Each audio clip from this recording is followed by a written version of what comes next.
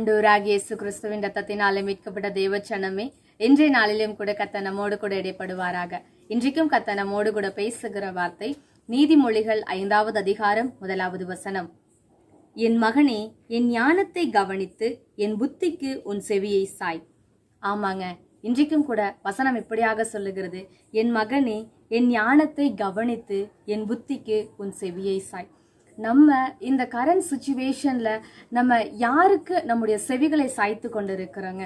ஆண்டவராகிய இயேசு கிறிஸ்துவனுடைய சத்தத்திற்கு, நம்முடைய நல்ல தகப்பனுக்கு, நம்முடைய நல்ல மெய்ப்பனாகிய இயேசு கிறிஸ்துவனுடைய சத்தத்திற்கு நம்முடைய செவிகளை சாய்த்து கொண்டு இருக்கிறோமா? இல்ல உலக மனிதர்களுடைய சத்தத்திற்கு நம்முடைய செவிகளை சாய்த்து கொண்டு இருக்கிறோமா? இன்றைக்கு நாமளே ஆராய்ந்து பார்க்கணுங்க.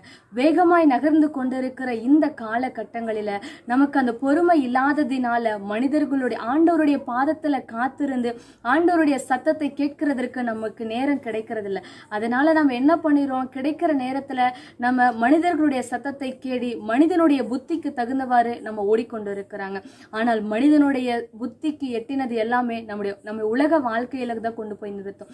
உலகத்தின் முடிவுல தாங்க நம்ம கொண்டு போய் நிறுத்தும். ஆனா ஆண்டவருடைய சத்தத்திற்கு நம்ம செவி கொடுத்து ஆண்டவருடைய புத்திக்கு நம்முடைய செவியை நம்ம சாய்க்கும் பொழுது பரலோக ராஜ்யத்திற்கு நேராக நம்ம நடத்தி செல்ல அந்த வார்த்தைக்கு வல்லமை இருக்கிறதுங்க.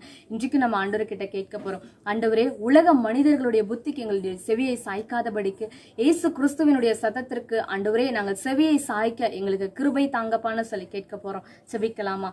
பரிசுத்தமுள்ள எங்கள் நல்ல பிதாவே, சேனைகளின் தேவனாகிய கர்த்தாவே, உம்மை நாங்கள் துதிக்கிறோம், ஸ்தோத்தரிக்கிறோம் ஐயா.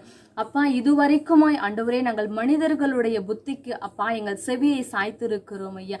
ஆண்டவரே, இன்றைக்கு நாங்கள் வேதத்துல பார்த்த வண்ணமாய் ஆண்டவரே உம்முடைய வார்த்தைக்கு, ஆண்டவரே உம்முடைய புத்திக்கு எங்கள் செவிகளை நாங்கள் சாய்த்து உம்முடைய சத்தத்திற்கு நாங்கள் செவி கொடுத்து ஆண்டவரே அந்த செம்மையான வழியில நாங்கள் நடக்க எங்களை ஒப்பு கொடுத்து நாங்கள் செபிக்கிறோம். இதை பார்த்து செபிக்கிறோம் ஒவ்வொரு பிள்ளைகளையும் கர்த்தர் நீரே ஆளுகை செய்வீராக. உங்க கரத்தில் அர்ப்பணிக்கிற நீர் ஆளுகை செய்யுங்க. இயேசு கிறிஸ்துவின் மூலமா ஒப்பு கொடுத்து செபிக்கிறோம் எங்கள் ஜீவனுள்ள நல்ல தகப்பனே. ஆமேன், ஆமேன்.